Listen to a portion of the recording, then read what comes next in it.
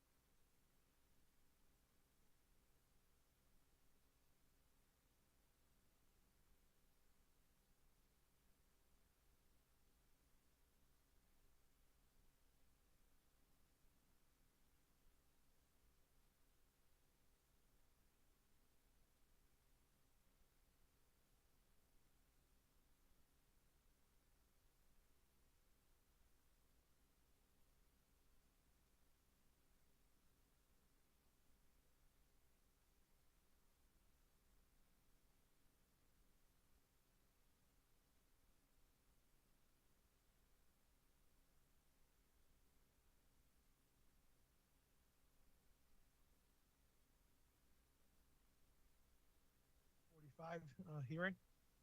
I am, Mr. President. Thank you. Good evening, everyone. This is a public hearing of the Legal Affairs Committee. My name is Peter Angelini, Chairman. I'm joined by the other two members, Councilor Pauline Cormier and Councilor Robert Tossi.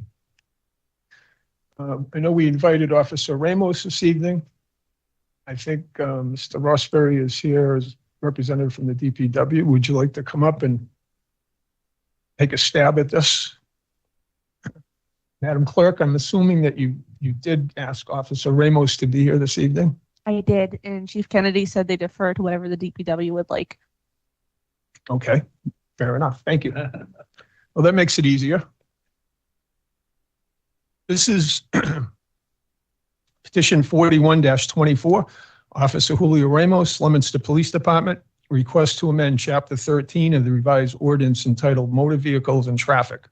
Chapter 13, Section 13-24 of the revised ordinance entitled No Parking on Certain Streets by inserting the following text: Church Street, West Side, south of Miriam Avenue, for 136 feet. Church Street, West Side, starting from 248 feet south from Miriam Avenue, ending at the intersection of Church Street and West Street. See attached map. Hope everyone has most recent iteration of the map that was provided.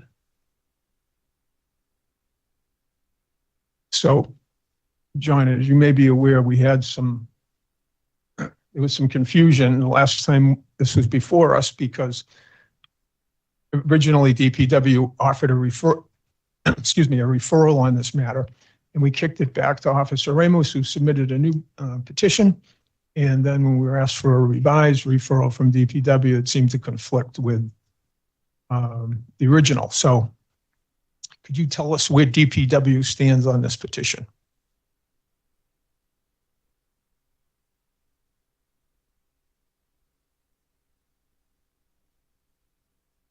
Now it's on. For the record, John Roseberry, Senior Engineer at the DPW. I reviewed these. The first one, the first petition that he submitted was 3524, and it eliminated all of the no parking on all of Church Street. So it went a little too far. But he deleted he inserted the correct part, was the 136, and then that whole business, and then for another 260 feet. That's all right. But then it went too far, so we had to rescind it or do another petition. And this one was the footage is correct. The 136 from Merriam and then the 248, that's correct. But you omitted the deletion of the existing, which was the 600 feet of Church Street. Otherwise, you'd have had overlapping no parking zones, which would have been, I would think would be confusing. So I think the petition as it stands, I mean, you could approve it now, but he'd have to follow up with another one to delete the 600-foot long no parking area. I hope that clears it up. All right, John, just give me 1 second here, because I don't see the 600-foot. That was on the, It's not reflected. Do you have 4124 in front of you? I do. Okay. I did make a sketch. Did the sketch go around?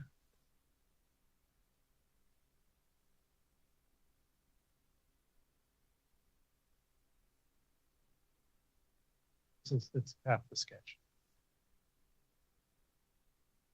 So, okay. Yep. Well, this is as it comes into, he's trying to eliminate the no parking area for the bump out that's in front of the Gallagher building.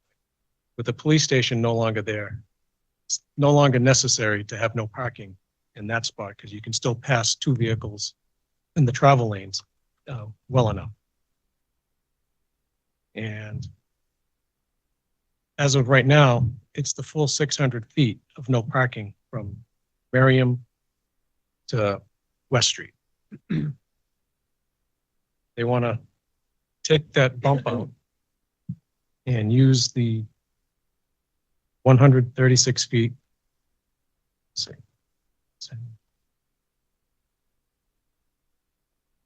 136 feet, and then Church Street on the west side, starting 246 feet, 248 feet south from Merriam, ending at the intersection of Church. You were to add up the entire thing, it's 600 feet, but he doesn't have the bump out, which is the difference with the 600. I'm not sure how else. Are you suggesting that the 600 feet is already part of the ordinance? It is. That's what he was deleting. So this would need to reference the existing ordinance, deleting that section. Yes, which is what he did on 3524. He deleted the 600 feet, but he also deleted 260 feet north of Merriam, which is the piece of church going towards St. Leo's, which we didn't want to do because the road's much narrower. So you really didn't want to have people parking on both sides of the road. So he didn't carry forward one of the important parts of the original petition Correct. to the second one. Correct.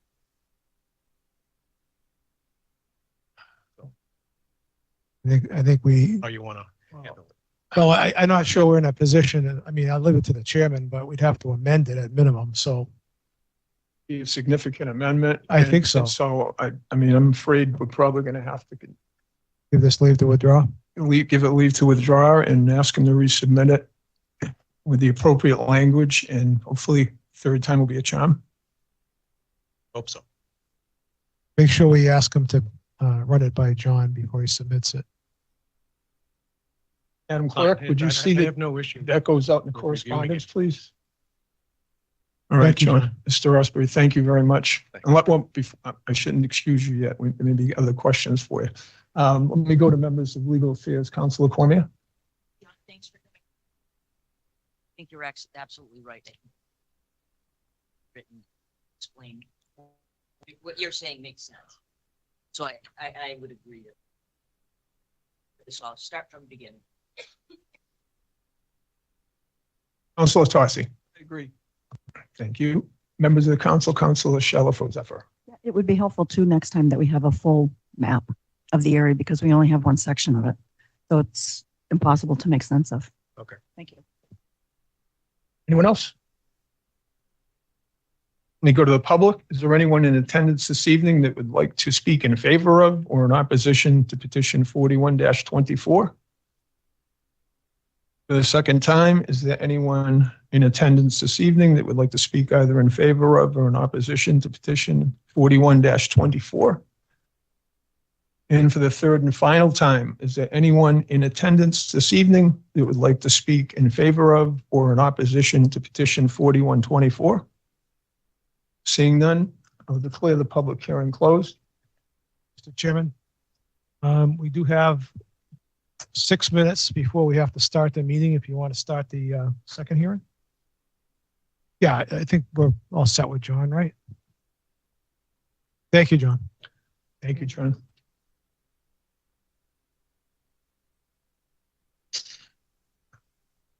Ready to go? Yeah. Okay.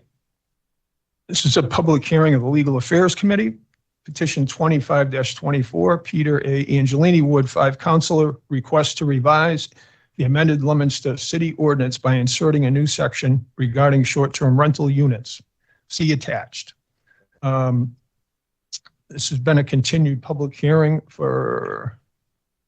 since it looks like actually January 22nd. I will actually, for the record, I will be asking later for leave to withdraw without prejudice in this petition. Having completed the research, I'm comfortable with that recommendation at this time. I will go to members of Legal Affairs. Councilor Cormier, I agree. Councilor Tossi, I agree. anyone else on the council wish to opine? Seeing none, I'll go to the public. Is there anyone in attendance this evening that would like to speak either in favor of or in opposition to petition 25-24?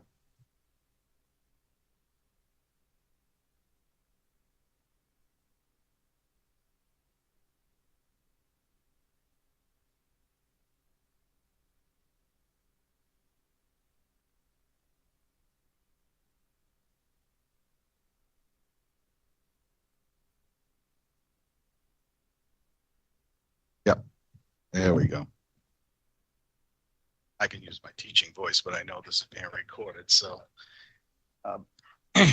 I'm here this evening to follow up on this petition or this request change for ordinance.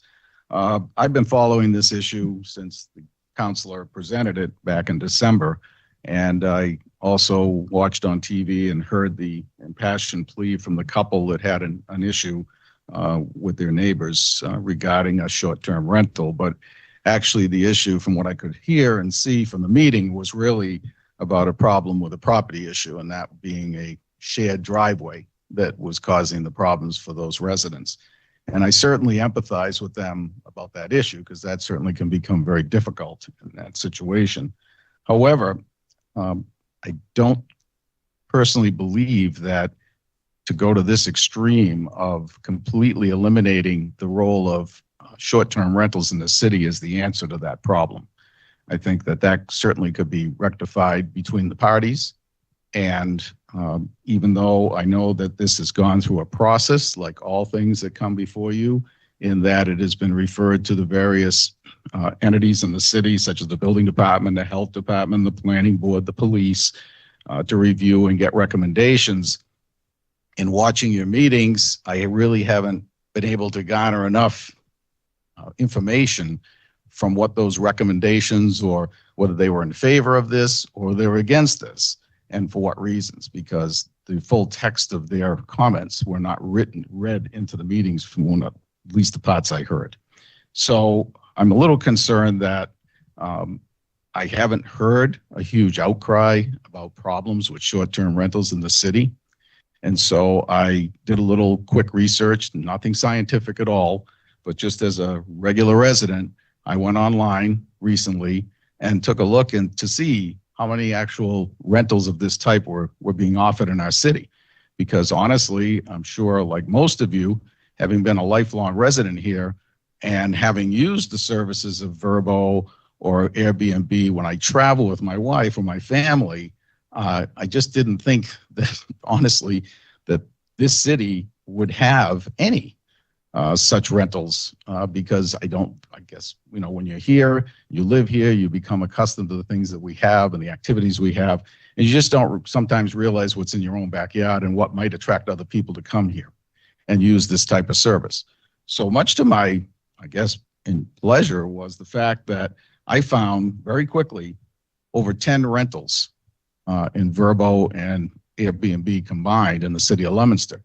And lo and behold, those rentals have been active in the city, many of them for over 5 years, some as many as 6 and 8 years.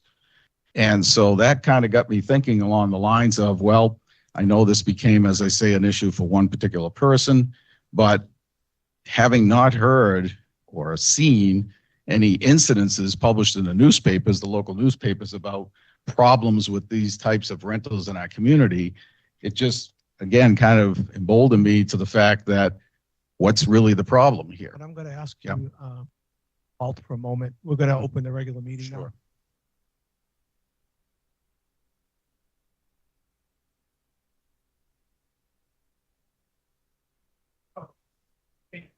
One name, under God, indivisible, with liberty and justice for all. I'll take the roll of the councilors in attendance, starting with Councilor David Cormier, Present. Councilor Pauline Cormier, Present. Councilor Arninger, Councilor Angelini, Present. Councilor Tossi, Councilor Shalfo Zephyr, Councilor Robbins, Present. Councilor Frida, Present. and I shall be recorded as present. All 9 councilors are in attendance. Does the chairwoman of records have a report on minutes? Mr. President, I'm told that there are still some amendments to be made to those minutes, so I would ask for further. Very well, that may be done. I'll entertain a motion to go into recess. So Councilor moved. Shalfo Zephyr, second Councilor Robbins. All in favor, please recognize usual manner. Okay, we're in recess. Mr. DeCicco, you can continue. Thank you. I appreciate that. So as I was saying, with no real evidence of major problems, either reported by our police department, our health inspector, our our building inspector, related to this, specifically to these issues of these short-term rentals, I really feel like there's not a necessity to push a nuclear button and create a ban on this type of enterprise. I think that sometimes in haste, we fail to see what the unexpected consequences can be of taking such a drastic action and very quickly. For one thing, I mean, I think that if you read some of the reviews of people who have stayed in these properties in our city, it becomes quite evident that the reason they're staying in these properties is because they're coming to the city for various activities that we have. And we often offer a lot in this city, notwithstanding competitions, people commenting about ski trips, cheerleading competitions, and amongst all the activities that the city itself offers. So, it's the old adage, if you build it, they will come. Well, many of you have been here for many years, and you've supported the economic development of Leominster and these types of activities. And in doing so, rightfully so, you have attracted a large number of people from the outside of the community that now want to join us. And so by shutting this opportunity down, you're not only stopping that tourism mechanism, but you are affecting the people who own these properties. Now, not all of these properties are necessarily owned by people who live out of our city. There are many people who are residents of the city that are operating these homes. And there are instances where people who have been longstanding residents like myself and many of you, homeowners, that now are retired, they are snowbirds, they use this opportunity to continue to be able to afford to pay their taxes and their commitments to the city of Leominster by renting their homes out when they take a month to go to Florida or 2 months to go to Florida or wherever they go to escape the harsh winter elements. So we are also impacting our own residents and their ability to basically stay in their homes and to maintain those properties. Mr. And they do a DeCicco, great job. Just to Yeah. clarify, so Mhm. you don't misinform the public, Mhm. the building inspector has already taken the position that these are not allowed in Residence A, which is what this ordinance that's being withdrawn sought to do. Okay. In addition to that, the city solicitor has suggested they are likely prohibited in Residence A by the case law already. So just to clarify what you're saying, so the public will not get the wrong impression. Okay, that's fine. I will stand corrected, certainly. But again, I just hope that you give it extra consideration. I know this is dragged on for a long time for some people, and I know you've extended the meetings in some cases because you wanted to have a full contingency here to take a vote. But again, I just hope that you'll reconsider, because subjecting one area of our community to a ban essentially does impact the rest of the community as well. So I don't know. Again, I'm not going to question your interpretation, or I should say the city solicitor's interpretation about residence A, but it's quite obvious to me that many of these have been operating, again, without any problems, and they're certainly within the confines of resident A districts. So whether it's legal or not, that's a different question, obviously, but it's not because and it shouldn't be voted as a result of we have this massive problem that we have to solve, or we have to create this tool to solve a problem that, in my opinion, doesn't exist. But again, if it is prohibited by law based on our zoning, obviously you don't have a choice. Thank you for your time. You're welcome. Thank you. Thank you, Mr. DeChico. Is there anyone else in attendance this evening that would like to speak either in favor of or in opposition to petition 25-24? And for the third and final time, is there anyone in attendance this evening that would like to speak in favor of or in opposition to petition 25-24? Seeing none, Mr. Chairman, Mr. President, I would declare this public hearing closed. Thank you, Mr. Chairman. We'll now conduct the public forum. The public forum is an opportunity for any member of the audience to speak on a matter specifically listed on the council agenda. Speakers will be asked to come to the microphone and state their formal name and address, along with identifying the specific item or items they wish to address. Each speaker is respectfully asked to keep their comments within a 2-minute time frame. The council will not be responding or answering any questions. However, at the discretion of the council president, clarification may be given. First person signed up this evening is John DeChico. Thank you, John. Next is Sharon DeChico. Okay, we're on a roll. Peter Campobasso. I didn't think you were going to. But I'll be brief. Peter Campobasso, 3 Park Street, Leominster. I'm here to speak regarding Communication 57, which is the transfer of 2 parcels of land off of Bassett Street. I have worked in the past for Mr. Mazzaferro, who is the current owner of the land, and I currently am working with Peter DiPoli, who has the lots under agreement. In doing the title, I discovered that if you look at the current assessor's map, what the assessors call as Edward Street is a paper street. And when you search the records at the Registry of Deeds, the owner of the land is the city of Leominster. Back in the 30s, there were a series of tax takings where land was taken for non-payment of taxes. In 1950, the city had a plan prepared that was entitled the Barrett Forest Park Lots. That plan is recorded at the Registry of Deeds. In 1957, there was a revision to the plan. However, that plan was not recorded at the Registry of Deeds. And what happened between 1957 and 1963, the city did a series of conveyances where they abandoned what was called Antonia Court, and they created what they thought would be Edward Street. But Edward Street has never been improved. It's not a public way. When you search the records at the City Hall and at the DPW, there was never any action or vote by the city. So the current owner owns on both sides of Edward Street. It's a paper street. And in order to clear the title, we would need the city to abandon and then convey. So that's what the request is. I don't think that there's a realistic municipal purpose for the city to retain the land, nor do I think the city wants to improve it as a public way. So it would make sense that it would be abandoned and go to the abutter on the owner of the land on both sides of the roadway. And that's what the communication will accomplish. Thank you. I'll stay and answer any questions for clarification if there are any.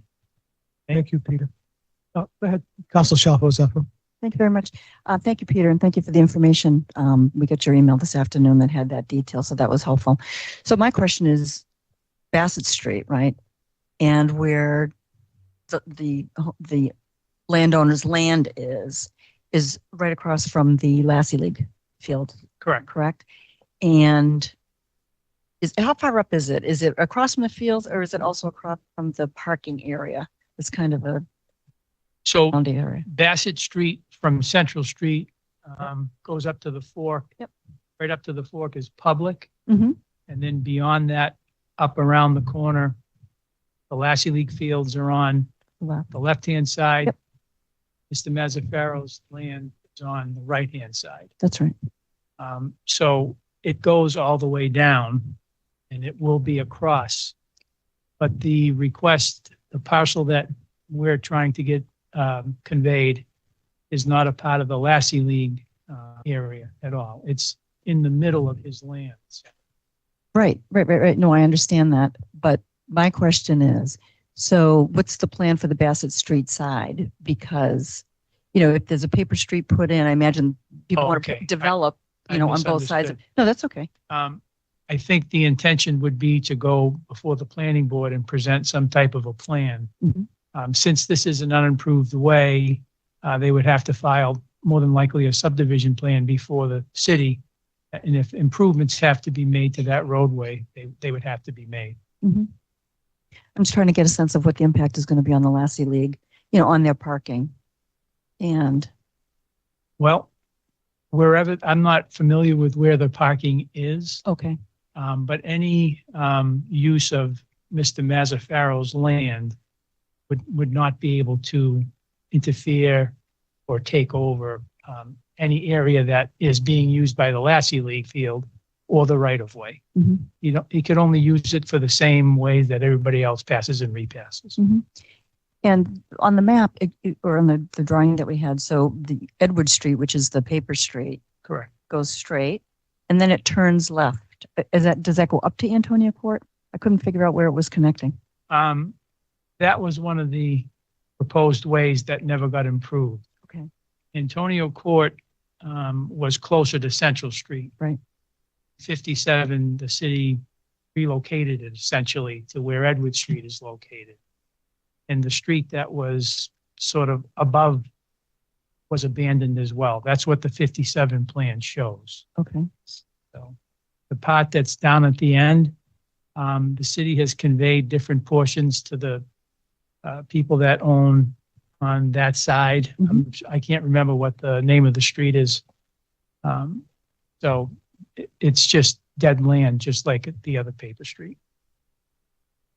Okay. What's that, Counselor? Okay, you might want to hang around, Peter. Counselor Frida, I told you. Before I ask any questions, are we going to have any kind of a discussion about this? Because I don't know if the back and forth in a public forum is. We're in a public forum. I gave Counselor. I'm not objecting, but I'm just saying there's a lot of questions here, and I don't know if we want to That's why. take all the time for now. But That's why I asked them to hang around, because we may have to go into recess when it comes.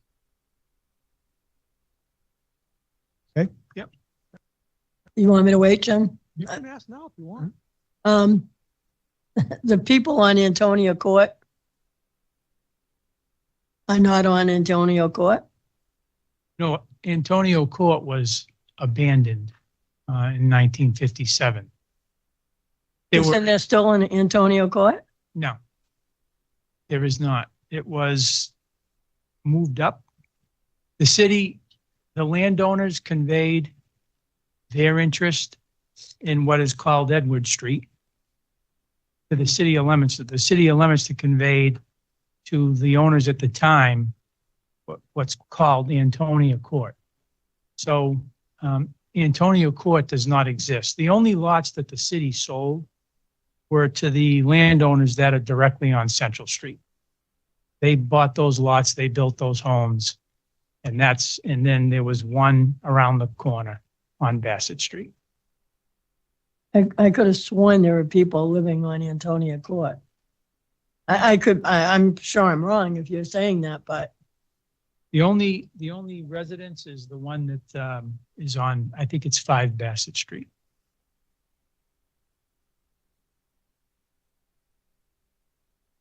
And then there's a portion of Antonio Court that is closer to the industrial, but that's not a part of this Paris Forest Park. oh, so you're not saying all of Antonia Court is abandoned? No, Oh, that was my question. Just- Because it just- sounded like you're saying Antonia Court is now Edwards just Street. just the portion that is on the Barrett Forest Park lots. All right, abandoned. you answered that question, because I knew people living there. I didn't think that they would think that they weren't there. Right. I apologize for the confusion. So according to the maps, there's Amedio Drive. There's a portion of Antonia Court that's paper. Right. That is south of Amedio Drive. I think that's what you're talking about. Correct. Not right, because there is an Antonia Court and there's about 6 houses on it Right. that runs from Tossie Street to Amedio Drive. There you go, Tossie Street. Right. Okay. Just to clarify, if they're watching tonight, I don't want them to think that they don't live there. Because that's what it sounded when Okay. you suggested there was no Antonia Court, it was abandoned. I apologize. Okay, I think I have a lot more questions, but all right, well, let's wait for the meeting. Okay. Okay, better stick around. Last person signed up for the public forum is Peter DePoli.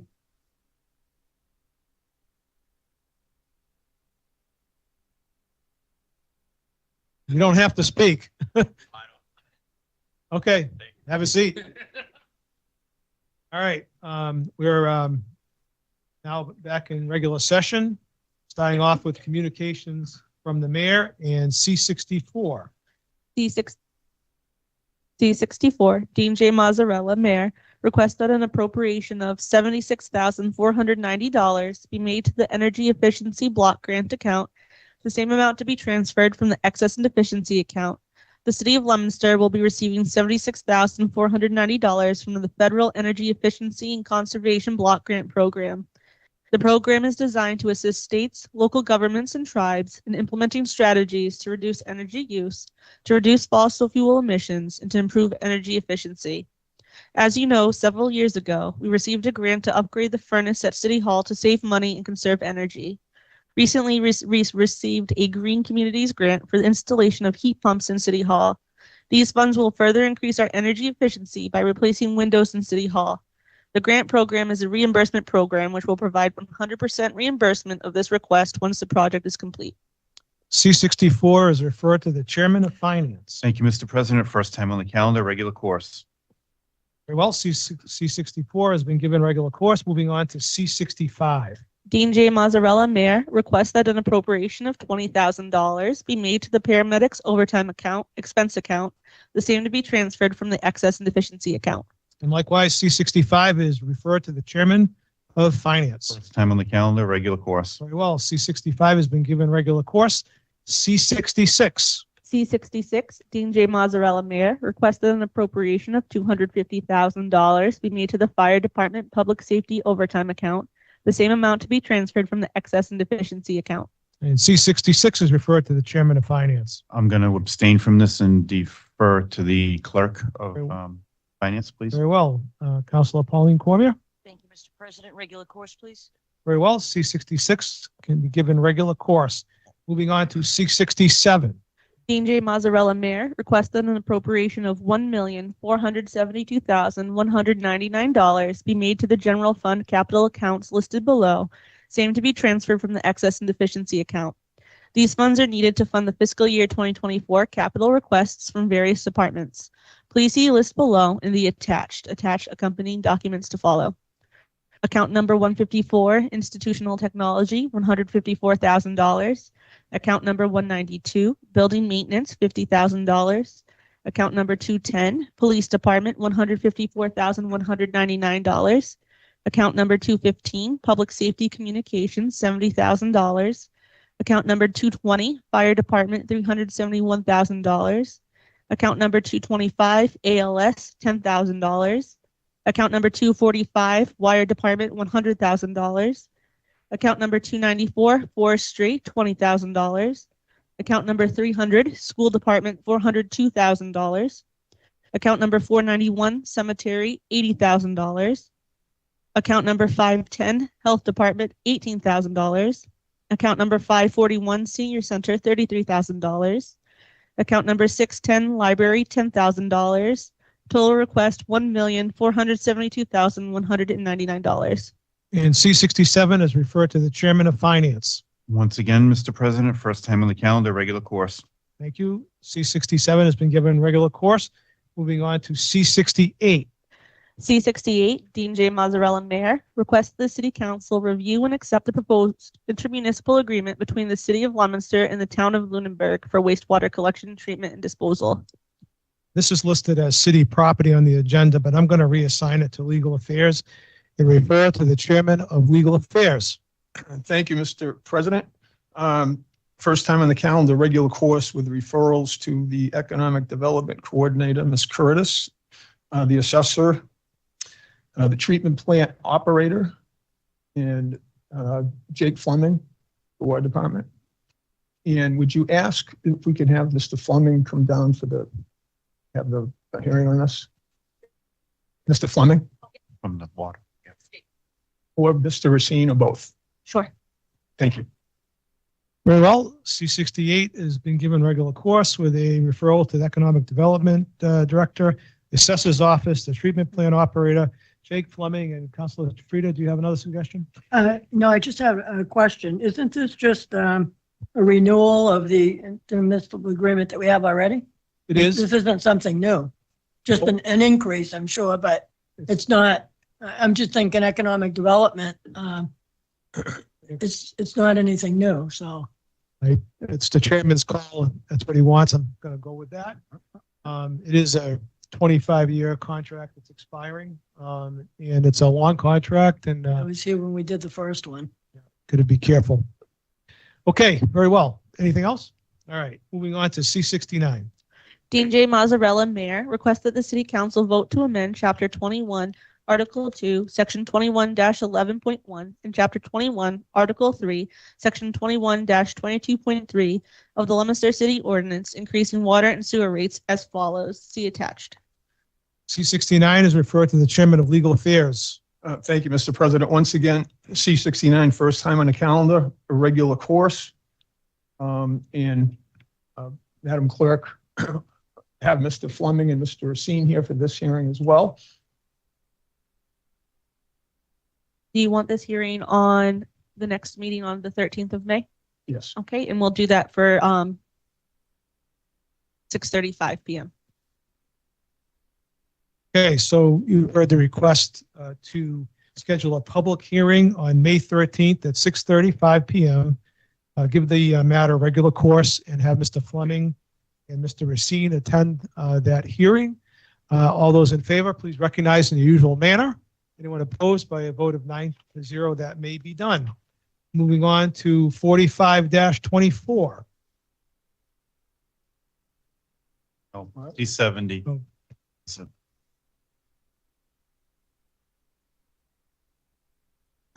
Moving on to C70, suspension of the rules. All those in favor of suspending the rules? Okay, that may be done. All right, thank you, Mr. Robbins. With that said, all those in favor of suspending the rules for C-70, please recognize usual manner. By a vote of 8-0, the rules are suspended.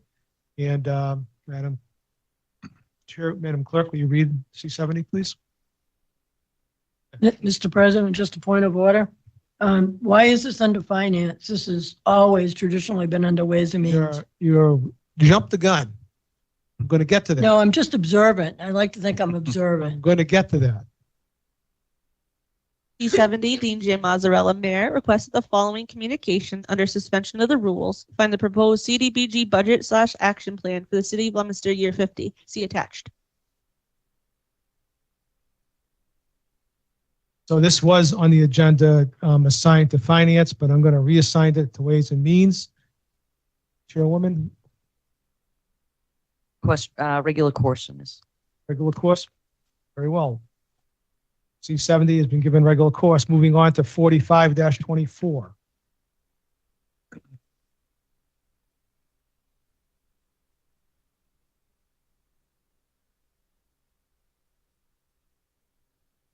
There we go.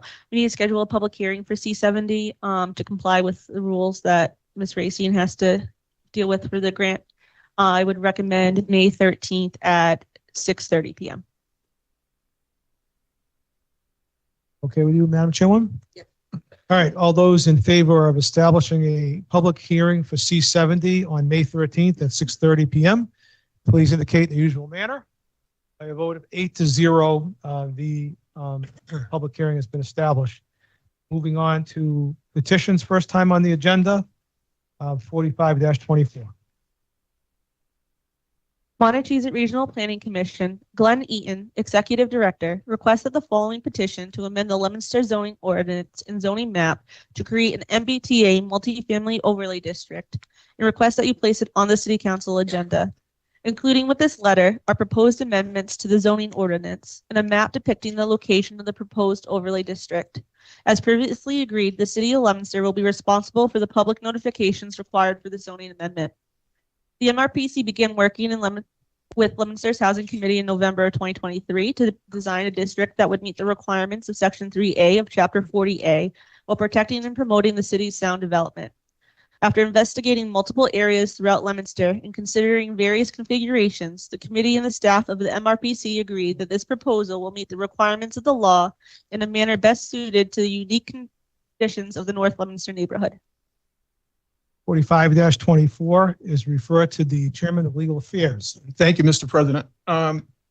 Regular course on this, first time on a calendar. I'm going to refrain from seeking referrals because I want to establish a subcommittee meeting and invite the Montechusett Regional Planning Commission to attend. And Madam Clerk, when you send out that invitation or seek available dates to accommodate them, would you also ask them to be prepared to answer the following question? What are the minimum number of units required based on a calculation of all parcels in the proposed overlay district? And I know this is going to require 2 advertisings, so we're going to have to schedule a public hearing out of ways. Do you have any suggestions? So depending on their availability, the soonest we could have a public hearing legally posted in time with the 14 and 7-day requirement by law is May 27th for full City Council. All right, that sounds good. Oh, that might be the 28th because I believe that's a It is. holiday weekend. So It is. Tuesday the 28th. All right, let's do that. Okay. Hopefully they'll have a date prior to that for us. They should be, I can let you know if they have something available a little bit sooner. If we do it on an off day, the earliest it could be would be somewhere around the 15th of May. That would be fine. Okay. Thank you, Madam Clerk. You have a time for the May 28th hearing? How much time does the council feel would be appropriate for this discussion before I suggest a time For the subcommittee meeting? No, for the public hearing. hearing? Oh, We have nothing on currently, but I do know budget season is coming, so that will probably be introduced soon. So I want to make sure we have enough time for both. Might be voting on the well, budget. I that would week. say we're going to need, I mean, it's an important issue and I think it warrants considerable discussion. And I'd like to have several department heads weigh in as well. So I would say we're going to need at least an hour. Would 6 o'clock be appropriate? I And think that way that's a little bit, about 50 minutes. Okay. All right. So we'll say tentatively the 28th of May at 6 o'clock. And then if I hear of any further availability, I'll let the council know. Okay, that's fine. Thank you. All right, so you heard the recommendation of the Legal Affairs Chairman to schedule a public hearing on 45-24 on May 28th at 6 p.m. Sorry, Council Frida. Yeah, so I'm gonna say, I agree with the chairman. I think it's important that we look at this, and it's gonna be extensive discussions. And, sitting on the housing committee, but I think with everything that's happening with some of these other communities and some of the challenges that they have with some of them, I think we ought to not rush. I mean, we have till December 31st, is my understanding, to get this done. And I think it's pretty well on its way from the housing committee work that we did.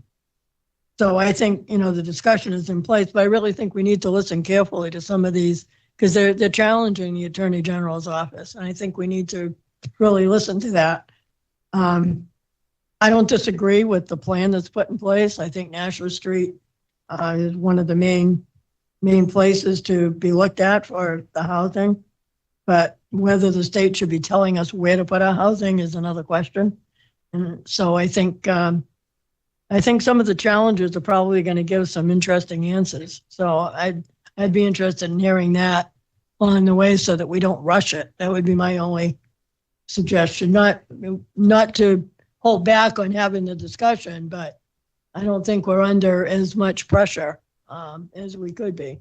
We wouldn't anticipate any referrals until our next meeting, obviously, right? So Following the subcommittee meeting. yeah, And it may take more than one subcommittee meeting. I mean, we don't right. certainly not rushing anything. Yes. May I actually request that you refer it to planning department now, because their meeting, they wouldn't even be able to schedule this until June, from speaking with Director Wood. And so if we were to refer it to them, at least for the beginning tonight, they can get it on their schedule, so it doesn't have to keep getting kicked, because they have. Problem is we don't know what we're going to be referring to. This is an ordinance that was proposed by MRPC. And I think the chairman wants to take a look at what they proposed. Okay.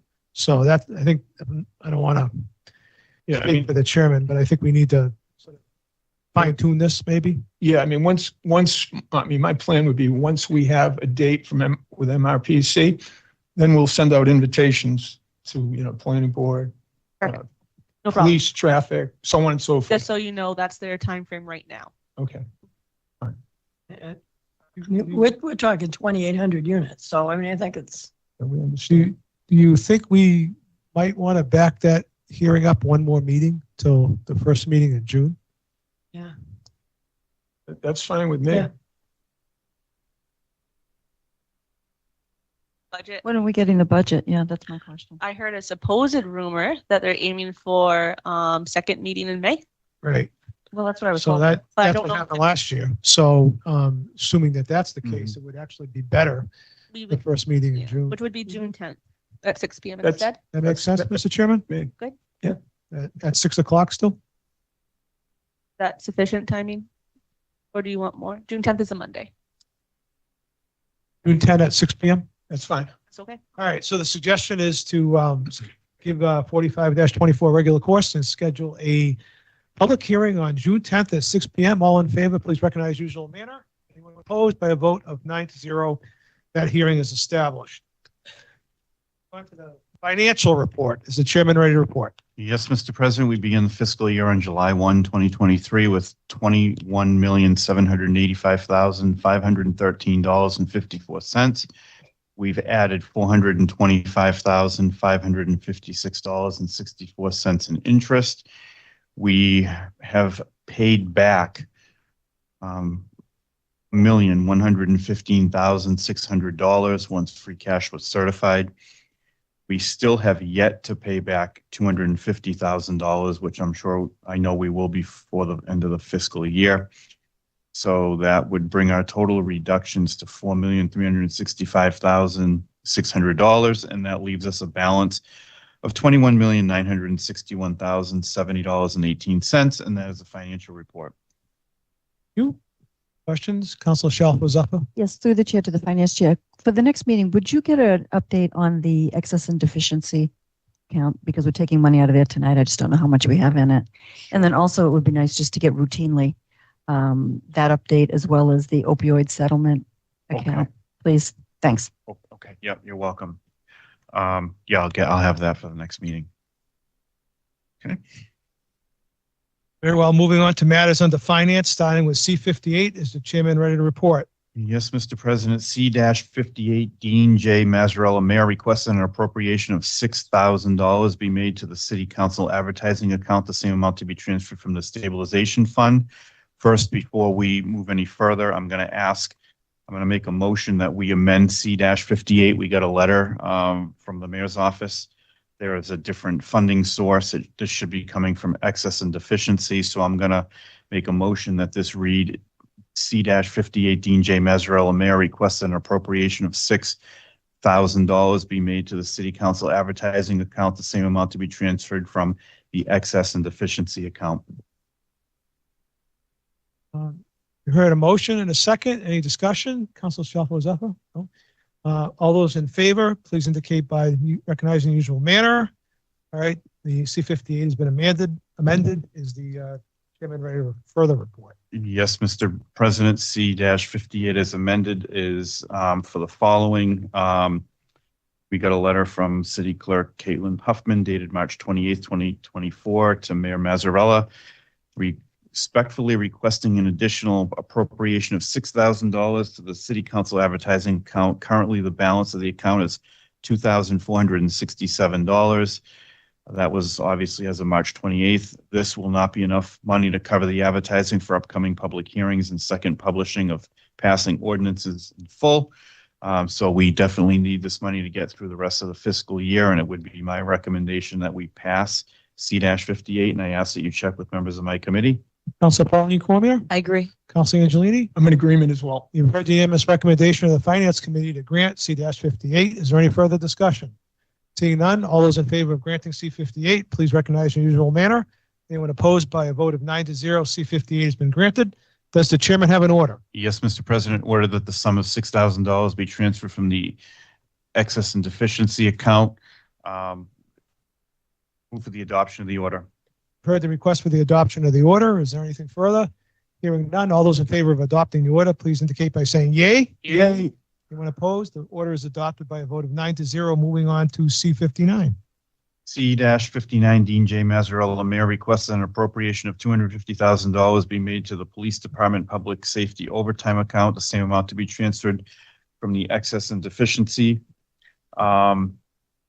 We have a letter here from Chief Aaron Kennedy dated April 1, 2024. To the mayor, due to extended injury leave, contractual obligations for time off, assistance from other city departments for relocation of the department to its new headquarters, cleaning out of the old station, and additional required work to the new building, our overtime budget has been depleted, leading us to this request of $250,000 in additional overtime. We have a large graduating academy class coming in May timeframe, which should be street ready by August, and we are hopeful this will relieve future overtime demands. Sincerely, Chief Aaron F. Kennedy. So obviously, heard the explanations, pretty self-explanatory. There's been a lot of need for overtime with the move and such things, and it would be my recommendation that we grant C-59, and I'll ask that you check with members of my committee. Council Pauline Cormier? I agree. Council Angelini? I'm in agreement as well. You've heard the unanimous recommendation of the Finance Committee to grant C-59. Is there any further discussion? Seeing none, all those in favor, please recognize the usual manner. Anyone opposed? C-59 is granted by a vote of 9-0. Does the chairman have an order? Yes, Mr. President, order that the sum of $250,000 be made to the police department to the police department public safety overtime account, the same amount to be transferred from the excess and deficiency account. Move for the adoption of the order. You've heard the request for the adoption of the order. Is there anything further? Seeing none, all those in favor of adopting the order, please indicate by saying yay. Yay. Anyone opposed? By a vote of 9-0, the order is adopted. Moving on to C-62. C-62 Dean J. Mazzarella, Mayor, requests an appropriation of $5,062 be made to the city council advertising account, the same amount to be transferred from the excess and deficiency account. I believe that this is for the same purposes as the last one. Correct, Madam Clerk? This specifically is due to the MBTA communities petition. This is about the cost it will be to notify abutters, to publish the information in the newspaper, and to re-notify abutters of the decision at the end, whatever it may be. And it's on the city to pay for, because the city has to technically make the decision to amend it. So we have to pay for it somehow. Okay, so we are required to do this, and it would be my recommendation that we grant C-62. Thank you very much, Madam Clerk, for that explanation. And I'll ask that you check with members of my committee. Councilor Pauline Cormier, I agree. Councilor Angelini. I agree. So not only do they tell us how to zone, they tell us to pay for it too. Any further discussion? Seeing none, all those in favor of granting C-62, please indicate in the usual manner. Anyone opposed? By a vote of 9-0, C-62 has been granted. Does the chairman have an order? Yes, Mr. President, order that the sum of $5,062 be made to the city council advertising account, the same amount to be transferred from the excess and deficiency account for the adoption of the order. Heard the request to adopt the order. Any further discussion? Seeing none, all those in favor of adopting the order, please indicate by saying yay. Yay. Yay. Anyone opposed? By a vote of 9-0, the order has been adopted. Moving on to C-63. C-63, Dean J. Mazzarella, Mayor, requests that the appropriation of $15,000 be made to the collector's printing and postage account, the same amount to be transferred from the excess and deficiency account. This is not customary, I did have a conversation today with Jen Reddington and Nicole LaPlante. Basically, Nicole mentioned in a letter here dated April 3rd, the collector's office would like to ask for an appropriation in the amount of $15,000. This money is necessary to pay for printing and postage for real estate, personal property, and excise billings for the remainder of the fiscal year. From what I understand, when the budget was completed last year, there was a shortfall in the budget. I think something inadvertently got a wrong number had gotten put in there, and it was a little short. So it was a mistake, and they're going to make up for it by just taking the money from free cash so that we can meet all of our printing obligations for all of these types of things. So it would be my recommendation that we grant, and I'll ask that you check with members of my committee. Councilor Pauline Cormier. Councilor Angelini. I'm in agreement. Heard the unanimous recommendation of the Finance Committee to grant C-63. Is there any further discussion? Seeing none, all those in favor of granting C-63, please recognize usual manner. Anyone opposed? By a vote of 9-0, C-63 has been granted. Does the chairman have an order? Yes, Mr. President, order that the sum of $15,000 be made to the collector printing and postage account, the same amount to be transferred from the excess and deficiency account. Move for the adoption of the order. You heard the request to adopt the order. Is there any further discussion? Seeing none, all those in favor of adopting the order, please indicate by saying yay. Yay. Anyone opposed? The order has been adopted. Moving on to legal affairs. And 25-24, is the chairman ready to report? I am, Mr. President. Thank you. 25-24, Peter A. Angelini, Ward 5 Councilor, requests to revise and amend Leominster City Ordinance by inserting a new section regarding short-term rental units. See attached. Mr. President, as you're aware, we conducted a public hearing early this evening. We closed the public hearing. It would be my recommendation that this petition be given leave to withdraw without prejudice, and I would ask you to check with members of my committee. Very well. Councilor Tossi I agree. and Councilor Pauline Cormier. I agree. You've heard the unanimous recommendation of the Legal Affairs Committee to give 25-24 leave to withdraw without prejudice. Is there any further discussion? Seeing none, all those in favor of giving 25-24 leave to withdraw without prejudice, please indicate the usual manner. Anyone opposed? By a vote of 9-0, 25-24 has been given leave to withdraw without prejudice. Moving on to 41-24. Thank you, Mr. President. 41-24 is Officer Julio Ramos, Leominster Police Department, requests to amend Chapter 13 of the revised ordinance entitled Motor Vehicles in Traffic. Chapter 13, Section 13-24, the revised ordinance entitled No Parking on Certain Streets, by inserting the following text: Church Street, West Side, south of Miriam Avenue for 136 feet. Church Street, West Side, starting from 248 feet south from Miriam Avenue, ending at the intersection of Church Street and West Street. Once again, Mr. President, we conducted a public hearing early this evening and closed it. Mr. Rossberry was kind enough to attend from representing the DPW and Officer Ramos. And obviously, this petition is written incorrectly. As Mr. Rossberry explained, a portion of it should have been deleted. So I think Mr. Rossberry indicated that the petition be given leave to withdraw without prejudice. And that would be my recommendation, and I ask you to poll members of my committee. Thank you, Mr. Chairman. Councilor Tossi I agree. and Councilor Pauline Cormier. You heard the unanimous recommendation of the Legal Affairs Committee to give 41-24 leave to withdraw without prejudice. Is there any further discussion? Seeing none, all those in favor of granting 41-24 leave to withdraw without prejudice, please indicate in the usual manner. Anyone opposed, by a vote of 9-0, 41-24 has been given leave to withdraw without prejudice. Moving on to 44-24. Thank you, Mr. President. 44-24 is Peter A. Angelini, Ward 5 Councilor. Request to amend the City of Leominster zoning ordinance by inserting the following text under definitions: short-term rental, S or plural, the use of a residential unit for residential occupancy by a person or persons for a period fewer than 31 consecutive calendar days for a fee. A short-term rental may or may not be arranged through a booking agent. Also, by inserting the following text under the table of uses: short-term rentals shall be prohibited in Residence A. We have a public hearing scheduled on this petition for May 13th, 2024 at 6:50 p.m. But while this is on the table, I'd like to take this opportunity to amend it with an additional sentence, Mr. President. That amendment would be: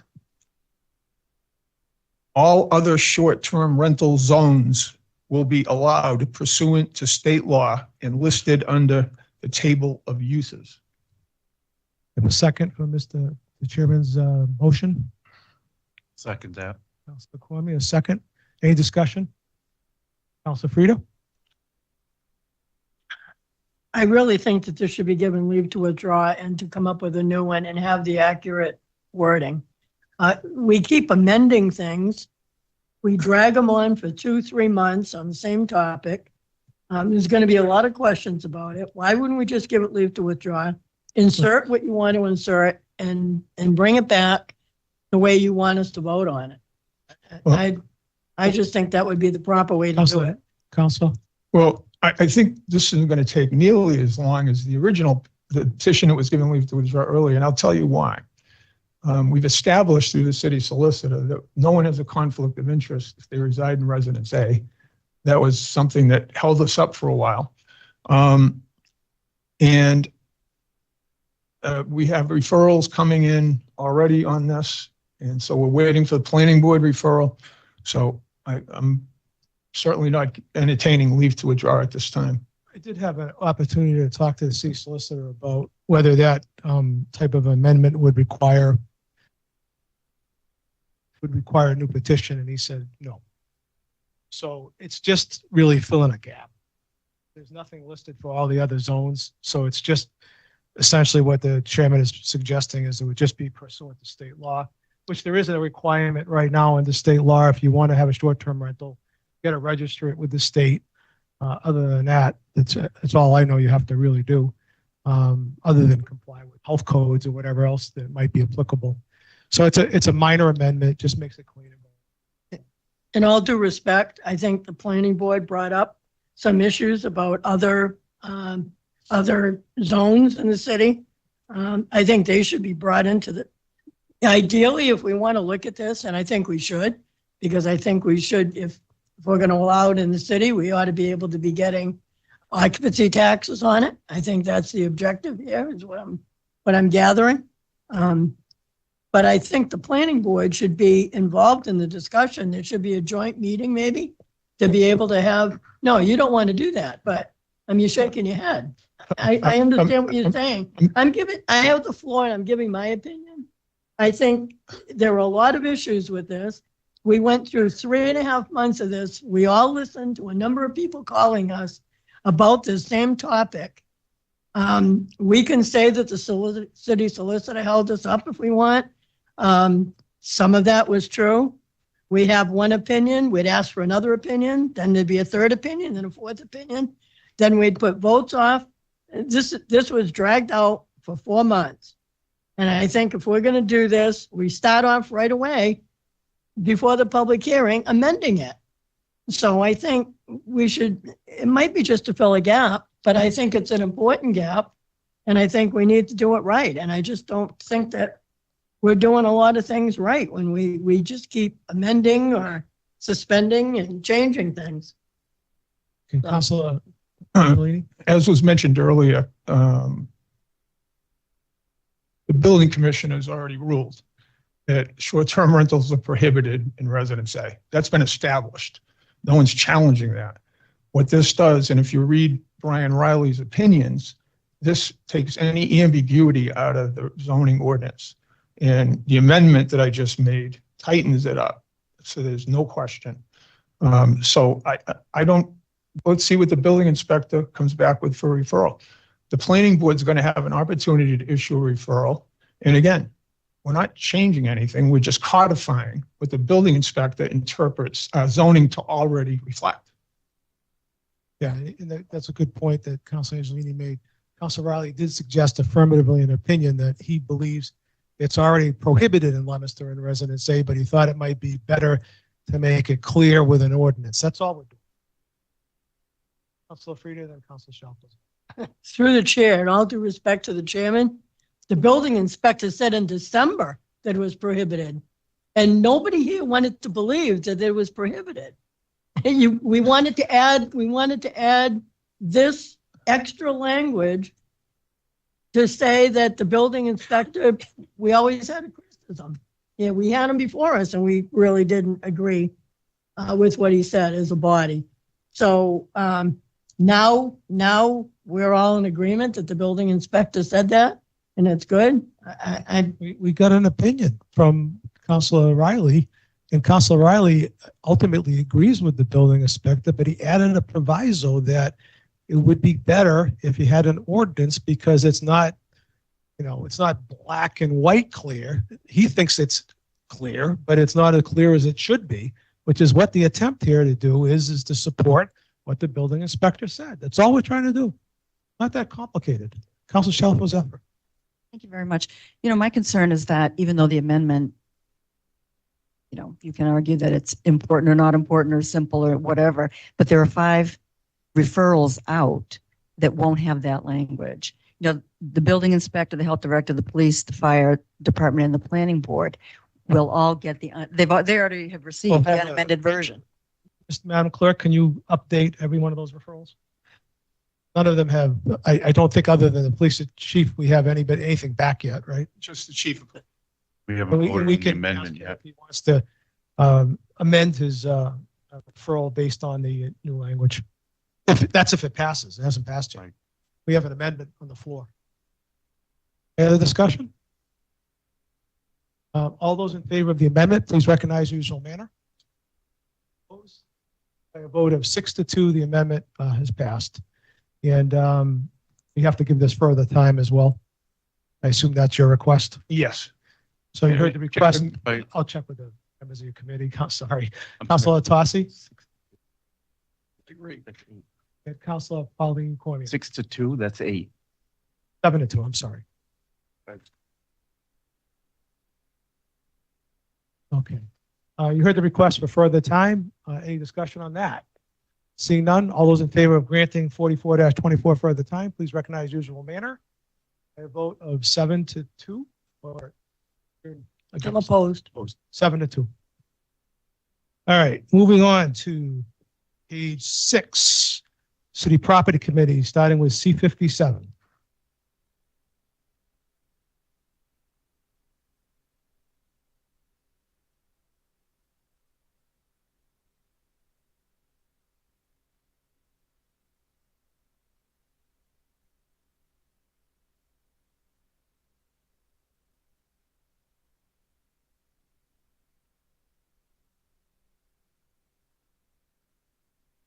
Hereby declares chair for the purpose of as Further authorize the mayor to convey the parcel of land located on the northerly side of Bassett Street, Leominster, known as parcel A 41, 593 square feet, plus or minus. Parcel B, 408 square feet, on land, entitled Plan A and Leominster, Mass, owned by the city of Leominster, dated March 20. Prepared by Haley Ward and the spot is the deed recorded in the Worcester South Red. Should be Worcester. Oh, I reached out to the mayor's office and Attorney Everett, and I have not received word back. Deeds, book 507, page 89, and book 9.3, pages 18 to 22, on such terms and conditions as the mayor deems in the best interest of the city. Further authorize the mayor to enter into all agreements and execute any and all documents as may be necessary or convenient to effect the conveyance. And that was given regular course on April 8th. And let's see, we have a couple letters here. Michelle Nadeau reached out to see if that was the plan was the correct plan, and it was said yes, that it was. Exhibit A, do I need to read this whole thing in there? Exhibit A? No. No. Okay. And let's see. I have another letter here. Just for the record, Exhibit A is a description of the land. Exhibit A for the public is a description, legal description of the land.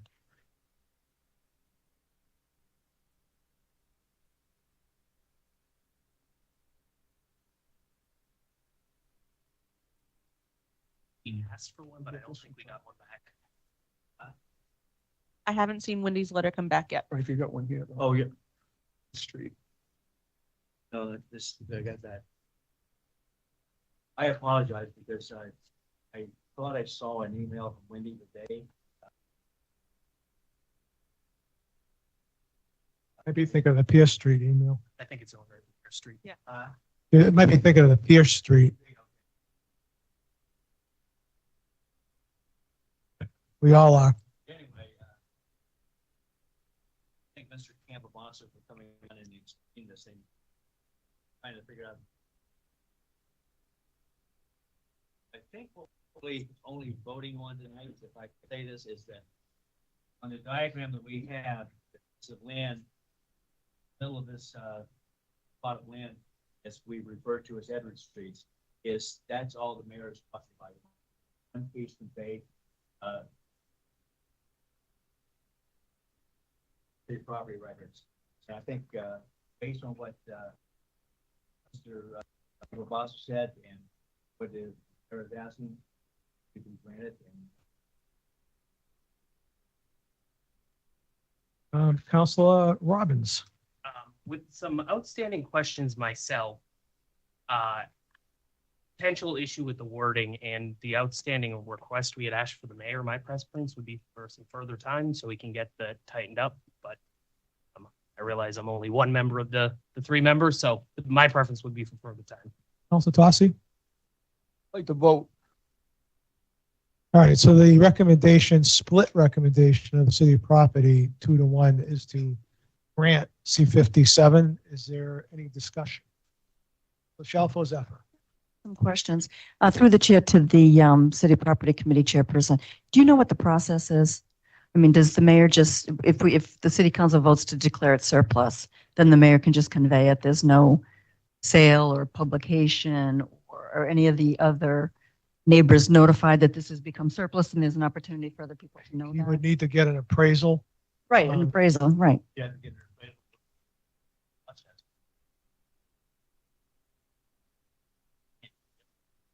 Well, that's what I'm asking because I don't know. That is the Count- process. You want to go into recess? Please. Okay. We have a motion for recess Second. all over the place. All right. I heard Brandon. Yeah. And Peter, I saw for a second. That was just seconding that motion for recess. Right. So I'm talking about. All in favor of going into recess, please recognize usual manner. I told you we need you again. Pressing it, I am.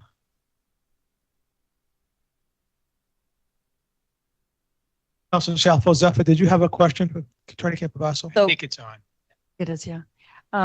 So do you know what the process is? Once, if a parcel of land is declared surplus, what is the city's process? My understanding in my discussions with Sharon Everett from Copeland and Page, Mhm. we did prepare a purchase and sale agreement between the city of Leominster and Mr. DePoli. They do have to assign a value. They have to get there's a valuation that's determined. Mhm. And based on the valuation and some wording in the agreement, paying fees. If the communication is passed, then the mayor would be authorized to enter into the agreement and then convey the land. Anybody else have a question? Councilor Robbins? Piggyback on that similar question. It might be a question for the chair, but he was well. Is there any obligation for the mayor to ask other departments if there's any use for it first before we sell it? Yes, yes. Once it's declared surplus, the mayor offers it to any other department that they have an interest in it. That will be done following. So That's part of the ordinance, yes. Yeah. Councilor Cormier? Yeah, I did have a conversation with Attorney Campobasso earlier. So just to understand when and if this land is developed, could the layout of where the paper street is now, is it likely to change? The intention, so just to clarify, the parcels that the communication is focused on, parcel A is what we call Edward Street, because that's how it appears on the assessor's map. But it's not a public way or a laid out street. The intention is not to develop parcel A as a roadway. Okay. And the parcel B is the remainder of an unnamed paper street. And the same with that. It's not intended for that to be developed into a roadway. Okay. If eventually, if the communication is granted and Mr. DePoli is successful in getting the land, the intention would be to go before the planning board to prepare some residential lots. Mhm. Bassett Street may need to be improved, but that would be under the purview of the planning board. And any issues that would arise would have to be addressed at that time. Councilor Campobasso, essentially if this is successful, what it's going to do is, you're dealing with an antiquated subdivision plan with this paper street that the city can't use really for any purpose. So what's going to happen is the whole parcel would get redeveloped with a new plan. Correct. That's the intention. And Okay. more than likely, it would probably be somewhere in the vicinity of 4, maybe 5 residential house lots if zoning allowed. And do you know what the potential access would be to those lots? Like where would they cut in to access those lots? It'd have to be on Bassett Street. On Bassett. That's why with the way the ordinance, if I may, the way the subdivision regulations and the regular, the city ordinance, any improvements that they can't just build, they have to get an approval from the planning board because Bassett Street is not a public way. Right. Therefore, the bylaw requires them to go before the planning board to get approval for those lots, and any improvements would have to be granted by the planning. It requires a special permit from the planning board in which the planning board must make an affirmative finding that Bassett Street as it currently exists, or at the time of the special permit granting, is suitable in width, grade, and construction to support emergency vehicles, basically. And if it's not, that's the requirement for the subdivision plan.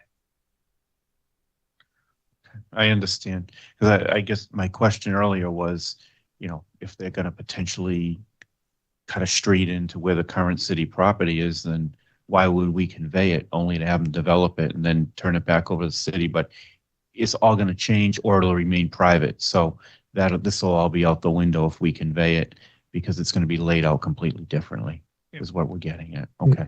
In essence, what you have there now is a stalemate because there isn't enough. Right. No one has enough land to do anything Right. Correct. because of the street goes right down the middle of it. Get it. Thank you. I have the utmost respect for you, Attorney Cambasso. Thank you. But we are sitting here as a council with a request before us to declare, allow the mayor to declare land surplus so that your client can pursue building housing in that area. So I think we're asking the questions of the wrong. We're asking for an understanding of what the process is on your end. But from our opinion, to protect the taxpayer, and I fully understand it's probably useless, but I think the proper process would be through our city solicitor and to find out exactly what those lots configure and what your plan, what their opinion of your plan is. I think that would be the proper way to look at it.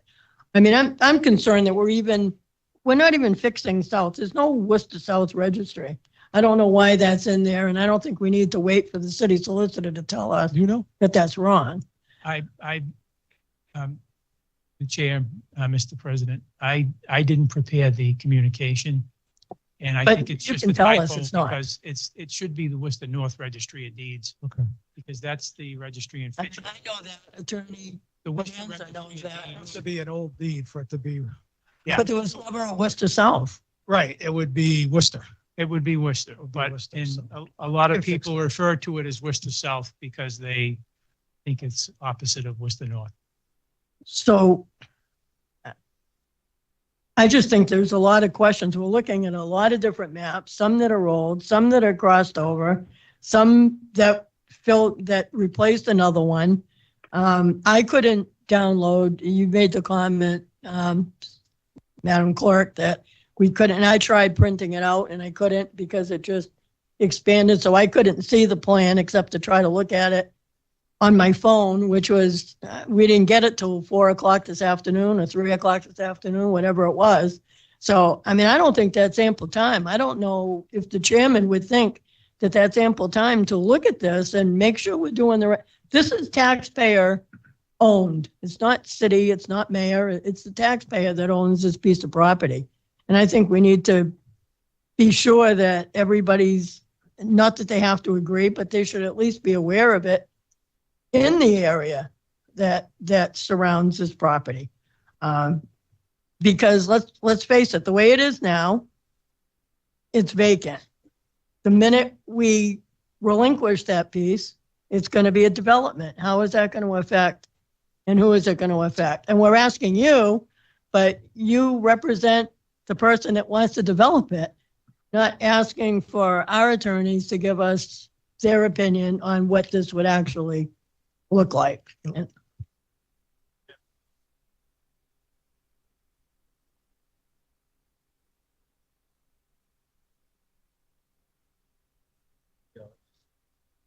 covered by law. We can't just, give it away to somebody arbitrarily, even if they do have a purchase and sale agreement, until it goes through the appraisal and that process, has to be done.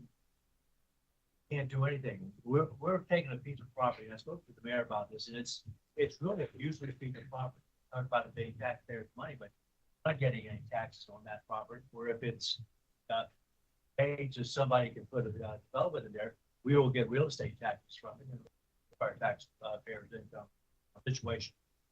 I just think it's through the chair to the chairman, maybe we wouldn't want to relinquish that piece.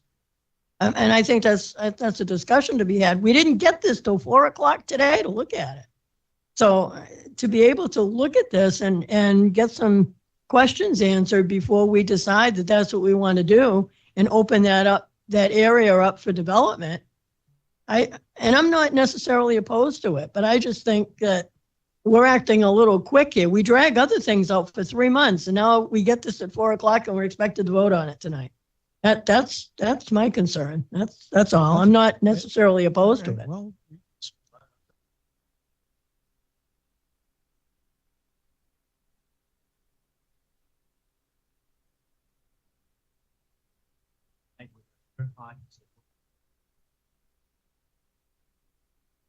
Through the chair to you, I don't have a clear conscience. So speak for you. Vote your conscience, that's all. Anything further? Council Shalfo Zephyr? Thank you. So I'm looking at a plan, and in the written, if you want to take a look at this, because I'm confused. Yes. Okay. Okay. That's the plan that's prepared by, it's entitled, owned by the city of Leominster, prepared by Haley Ward. And it's dated March 21st, 2024, if you look in the bottom right-hand corner. Well, no, I have something that's FWP Realty Partners LLC, February 7th, 2024. That's what I have. Okay. And that's why maybe I'm confused because, yeah, but it's a different date. Okay. So in the description of the property, and you just said that parcel A is not going to be developed, I guess, or is not part of the paper road, and then parcel B. But on here, I can't tell what's parcel A and what's parcel B. Okay, So so parcel A would be the strip. If you notice where it says City of Leominster, book 9, 23, page 18. That strip that runs from Bassett Street across to the proposed street, that's parcel A. That's not going to be developed as that's.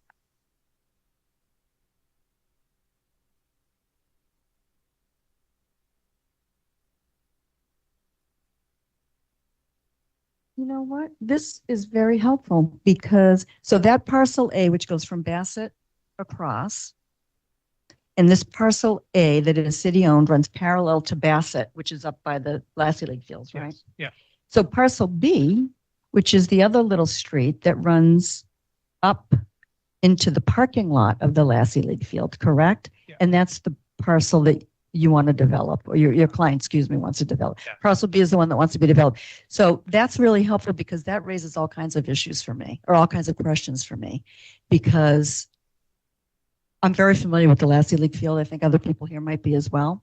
And the parking there, the traffic there, it's overwhelming at times. I mean, it's just a very congested area. So anyways, that's just my concern. But, the other thing, I guess, and this is really through the chair to the counselor at large. I mean, we just don't have a lot of information. You have a PNS agreement. There's been evaluation done and an appraisal done, and there's a lot of information, and there might be more information that would make me feel, if I had more information, I guess I'd feel better about it. If I knew that there was some value, if I knew that the taxpayers were actually getting some value, because this is, it has some value, right? Depending on its use.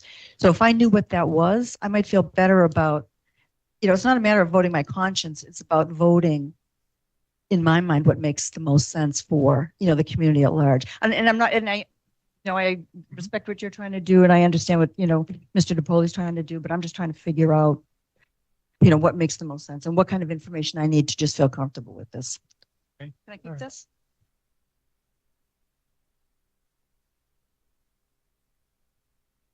Let's see.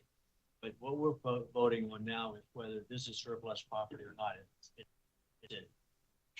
And it isn't, as it stands. Where if something happens, we can, this is declared surplus and is conveyed to somebody who can develop the land. It's got to go through the planning board. That will address all your issues about parking for the Bassett Lake Field, and any improvement has to be made to Bassett Street as part of their plan before they can, build anything. And we all know that, I won't say we all know, I shouldn't say that for everybody, but Leominster seems to have a housing shortage. And even if we had 4 or 5 or 6, new houses, it certainly will improve the tax base a little bit. It'll improve the tax base. More houses. Through the chair to the councilor at large. I was speaking with the Recreation Department, the Recreation Commission chair this afternoon, because I thought the Recreation Commission, along with the Conservation Commission, those are the folks that manage the Lassie League fields. So I asked them, I said, geez, have you heard about this? No one had heard about it. And somebody went up and looked at it and they thought, no, there's no problem. But I don't think they understood, and I didn't understand at the time, the parcel that, was critical to this development, right, is at the end of their parking lot. So I was told that the Lassie League parking is all being redone, so the city is making an investment in improving that area and also expanding some of the fields because the high school teams are going to play there. So I guess, is there value to the city? I mean, I don't know that people who have an interest in this, like the Recreation Department and or the Conservation Commission, I'm not sure that they don't have an interest in this. It's not, I don't see it as straightforward and simple. And I just want to ask the question, and they might say, no. Unfortunately, the land's in the wrong place. If the land was a budding Bassett, it'd be a whole different story. But where the land is, it's an island. Parcel B comes out onto Bassett. But it's not developed. It's not a street. So at the bottom line is that, maybe in the planning department is the place to make the argument, increase the parking, maybe increase the width of Bassett. Those are the arguments for later on, as Councilor Lodge indicate. Anyway, anything further before we vote on this? Councilor Angelini? Real quick, Mr. President. I mean, I'm reminded that our function, right, the mayor's asking us to declare the surplus. What happens afterwards is an executive function. That's how our charter works. So it's really not our job to determine what the highest and best use of this property is. We've done this on Jungle Road. The mayor's asked us to declare other land surplus. That's really as far as our authority goes. So I know it's easy to get mission creep and everybody has the best of intentions, but I just want to remind everyone, ultimately that decision, once it's declared surplus, becomes the mayor's decision. Councilor Shelf was up. Through the chair to the Board 5 Councilor, I don't consider it mission creep. I consider it doing my due diligence so that I really understand that the land is in fact surplus. I mean, I'm not sure that there isn't another use for this. So. Second for that? We're still in recess. We are, yeah. All right. Anything further? All right. We're gonna come out of recess, and I'm gonna suggest to the chair of city property, you might want to consider an amendment to strike the word Worcester South and replace it with Worcester North. Want to make that motion? Anybody want to second that? Councilor Angelini? All those in favor of is there any discussion on the amendment? All those in favor of the amendment, please recognize usual manner. Opposed by a vote of 9-0. It's been amended, and I believe we have a recommendation from city property on the floor, a split recommendation 2-1. Anything further before we vote? This will be by roll call. Starting with Councilor Frida. I understand that there's I don't want to say a rush on this, but I feel a little bad though. You have one member of the committee, and I know he can speak for himself, but he has some extra questions. He's a member of the committee. Out of courtesy, wouldn't you just want to give further time for one meeting to be able to have him get the answers to his questions? 2-1 by the committee. I understand that, but it's just an observation that a little courtesy, if you have one member. Anything else besides that observation? Excuse me? Anything else besides that observation? No, there isn't anything, but I think my observation, I like to think it matters sometime. Okay, well, you made your observation, so now we're going to vote. Councilor David Cormier? Yay. Councilor Pauline Cormier? Yay. Councilor Arranger? Yay. Councilor Angelini? Yay. Councilor Tossi? Yay. Councilor Shalfo-Zephyr? Nay. Councilor Robbins? Nay. Councilor Frida? Nay. And I would be recorded as yay by a vote of 6-3. C57 has been granted. Moving on to C60. That is a 2/3 vote. Moving on to C61.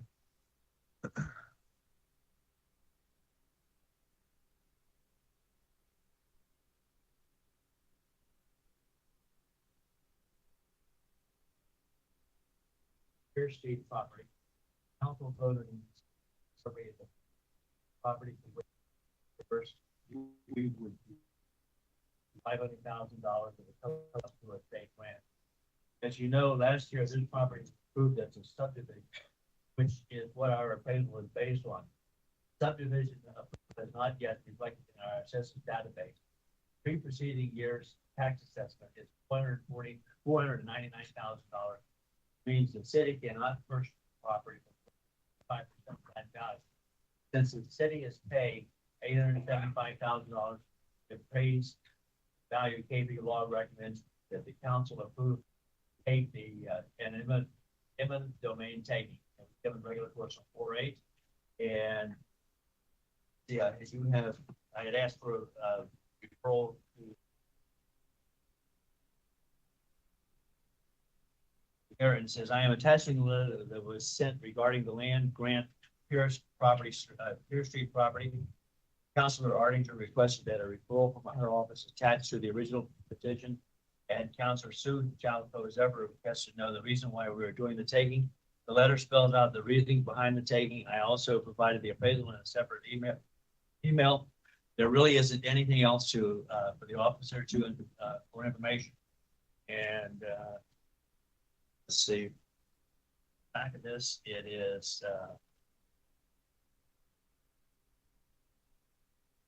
just signed by Wendy Weeks. That's pretty much it. But he's asking that the Pierce Street property be taken by eminent domain. And we know that property is, well, as we voted on it, the subdivision was probably never going to happen. That's why the appraisal is coming up much less, and you know, okay, we can take it by eminent domain. So my recommendation is that we grant C61. Council Robbins I agree. and Councilor Fossey. I agree. You've heard the unanimous recommendation of the City Property Committee to grant C61. Is there any further discussion? Councilor Shalfo Zephyr. I'm going to recuse myself from this. I recused myself from the original vote Basis. as well. Yeah, we have prior business experience with one of the owners.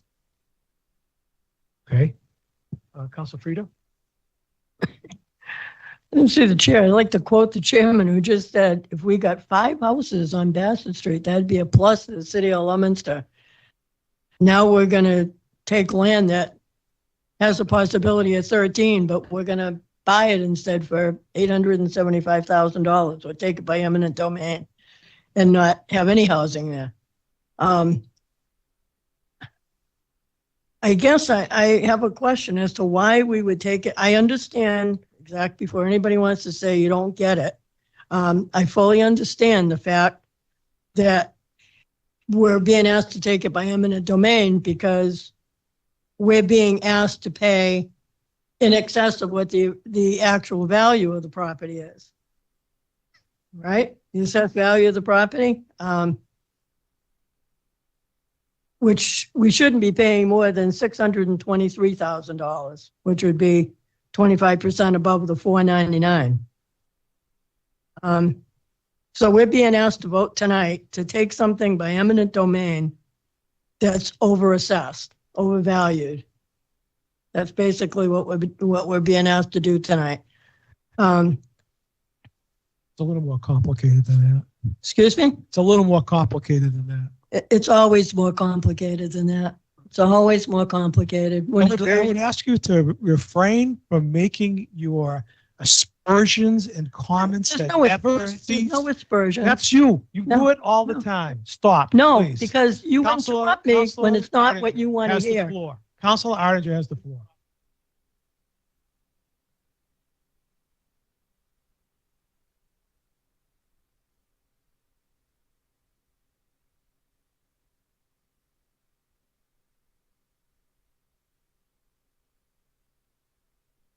Probably would have been it's all granite up there. It's stone.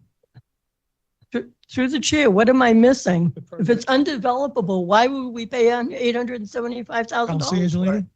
Thank you, Mr. President. Let me see if I can.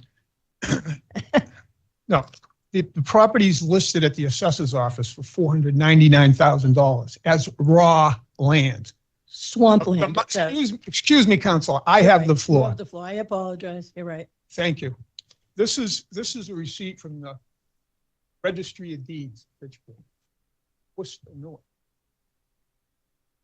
And the Mylar was recorded on 3/25/2024. So that plan, the Mylar, the approved subdivision, which obviously makes the property worth significantly more than the raw land that was assessed at $499,000. So the appraisal we have is for what, 875? 875,000. We're getting back 500,000 from the state. So the cost to the city is $375,000. So it is, this is the Mylar right here. So that won't be reflected at the assessor's office, So the next fiscal year. right? And I know I can tell you from experience as the executive director of the land trust involved in a number of these conservation land purchases, there's always some kind of little stumbling block, whether someone shows up without an estoppel certificate at the closing or whatever. This is just general housekeeping, because in order to qualify for the grant, it has to be reflected that the property value meets the appraised value. Well, now we are, because of the subdivision approval, we are in the appropriate value. It's no longer $499 as raw land. It has a subdivision approval. That justifies the appraisal for $875, and that's where we are right now. Fiscal 24 valuation is based on the value of the property as of January of 2023. So that doesn't pick up, or did not pick up, the recorded subdivision, which of course changes the entire game. Correct. And the appraisal was done January 1, June 1, 2023. Yeah, the subdivision was approved. They just sat on recording the Mylar plan. You know? So, Anything further? Okay, by roll call, Councilor David Cormier, Yay. Councilor Pauline Cormier, Yay. Councilor Arndinger, Yay. Councilor Angelini, yay. Councilor Tossi, Yay. Councilor Shalfo Zephyr, you abstained, sorry. Councilor Robbins, Yay. Councilor Frida, Nay. and I'll be recorded as yay by a vote of 7-1.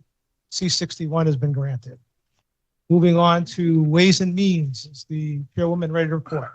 Thank you, Mr. President. 42-24, ECOATM LLC requests to renew license at 11 Jungle Road, Leominster, Mass. This was given regular course on April 8th.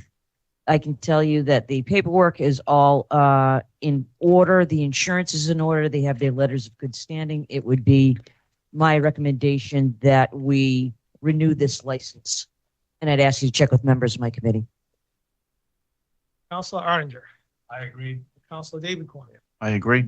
You've heard the unanimous recommendation of the Ways and Means Committee to grant 42-24. Is there any further discussion? Seeing none, all those in favor of granting 42-24, please recognize the usual manner.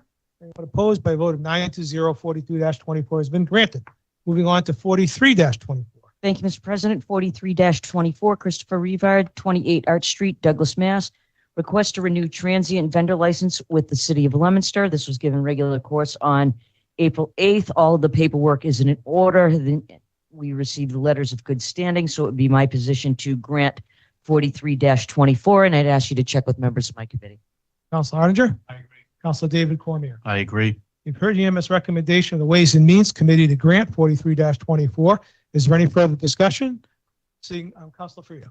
Just a comment, this gentleman has been around since I've been around. So he must do something right, because he's been here over 30 years, and I think it's pretty neat that he's here every year, so. By the way, I'm Mike the hot dog man. Apparently. Yeah. All right. Anything further? All those in favor of granting 43-24, please recognize usual manner. Anyone opposed, by a vote of 9-0, 43-24 has been granted. And let's wish Mr. Rivard a happy retirement too. Moving on to reappointments. Is the chairwoman ready to report? Thank you, Mr. President. C-60 Dean J. Mazzarella, Mayor, requests the reappointment of the following to the Leominster Cultural Commission, term to expire April 15th, 2027. Caitlin Montagna at 108 Adams Street in Leominster. And the License Commission, term to expire April 15th, 2030. James Kelly Jr. of 32 Grant Street. These are reappointments. These people have served, and I would move that we grant the reappointment, and I'd ask you to check with members of my committee. Council Auditor, I agree. Council Cormier, I also agree.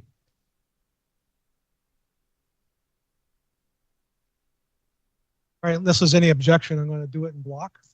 And it'll be by roll call. Councilor David Cormier, Yay. Councilor Pauline Cormier, Yay. Councilor Arndinger, Yay. Councilor Angelini, Yay. Councilor Tossi, Yay. Councilor Shalfo Zephyr, Yay. Councilor Robbins, Yay. Councilor Frida. Yay. I'll be recorded as yay.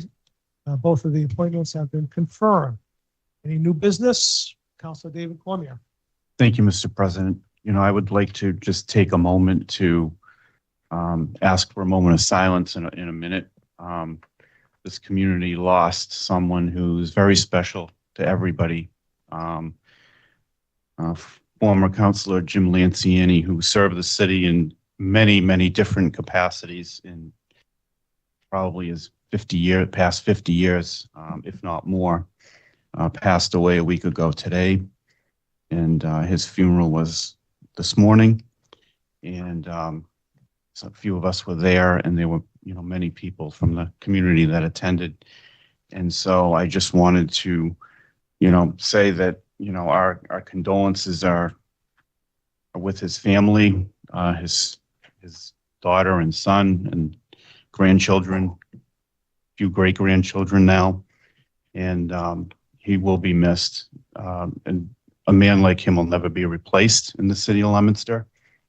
He was just, Jimmy was Jimmy. If you knew him, you know exactly what I'm talking about. And if you didn't have the privilege of knowing him, it's just hard to describe. He was unique.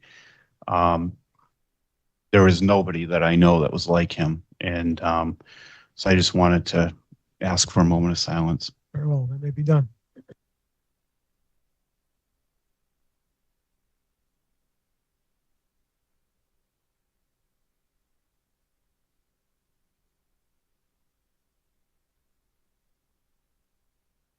Thank you. Is there any further new business? So Frida? Thank you. That's good. Any old business? Councilor Shalfo Zephyr. Thank you very much. This is old business. I had asked the mayor, I get asked almost daily for an update on what's happening with flood assistance. So I asked the mayor and he responded to me by email. So I just wanted to give this update. So this is from him today. Currently, we are awaiting a decision on the FEMA appeal to proceed with any additional work. The state reached out to us on the Burridge Ave project because this was a project we had been pursuing prior to the flooding, and they suggested we apply for the MVP grant for this project. The $1,750,000 that we've already spent this year was for temporary fixes so that we could get the roads open and address any immediate safety issues. We have submitted 75 damaged city sites to FEMA and the Federal Highway Administration, totaling approximately $30 million in damages. Those sites were submitted originally in an attempt to get the disaster declaration approved and are now part of the appeal. Since that time, we have identified additional damage and will continue to build on our list.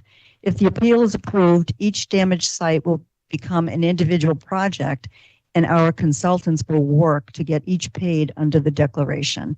If the appeal is not approved, we will prioritize sites and work to match each damaged area with available grant funds. So I think that's important because I get, every time I'm out and about, I have people asking me what's going on. And additionally, I wanted to mention that earlier this year, like in January, the mayor also the city reached out, and myself and Councilor Robbins, we met with Congressman Jim McGovern about the Army Corps of Engineers and asking whether the city might be able to use the Army Corps of Engineers to help with some of the flood damage remediation. And Representative McGovern did include that ask in this year's budget. So we should know more. I know that the city worked with him. I know myself and Council Robbins worked with Congressman McGovern. And hopefully, we will be able to see some of that assistance. Hopefully it will get passed and approved. And the Army Corps, hopefully we would be able to know something by the fall. Second on my list of old business is at our last meeting, one of the counselors here went on a little bit of a rant about the our federal delegation and the money that they don't bring back to the district. So I did a little bit of research, looked at their websites, did a little bit of asking around. And most recently, Congressman McGovern, the city of Leominster, just got an award of $750,000 to build a community center down in Ward 2. So that was quite a nice appropriation, I thought, and that just came in. That was one thing. Then there was $1 million, I think, for the North Star affordable housing project in North Leominster. Both Senator Markey and Senator Warren, along with Congressman McGovern, because they all have to work together, they got $1 million for that. And there are some other projects too. Some money for additional screening at Health Alliance to help local people get up-to-date technology when they go to their doctors with various problems. So I have a whole list here. And if anybody is interested in what the congressman has brought back specifically to Leominster, it's easily available on his website. Thank you. Counselor, could you please supply the email that you read into the record regarding Certainly. from the mayor to the clerk, so she'll have it as part of the record? She was copied on it. You were copied. The city clerk has it because you were copied on the email. What day is it for? It's from today. What time? 9:52 a.m. All right. Well, we'll make sure we have. And 10:15 a.m. I'm sorry. Is when I got it. I got it at 10 a.m. But you're copied on it. If you don't have it, let me know and I'll Send it in case, because our internet's been going in and out and they've been swapping back and forth, so it might not have come through on my end. certainly. Thank you. I will do that. Yeah, no problem. Thank you, Counselor. Anything else? I'll entertain a motion. Well, we have a community calendar. I'll entertain a motion to adjourn. Second, Counselor Robbins. All in favor? We are adjourned.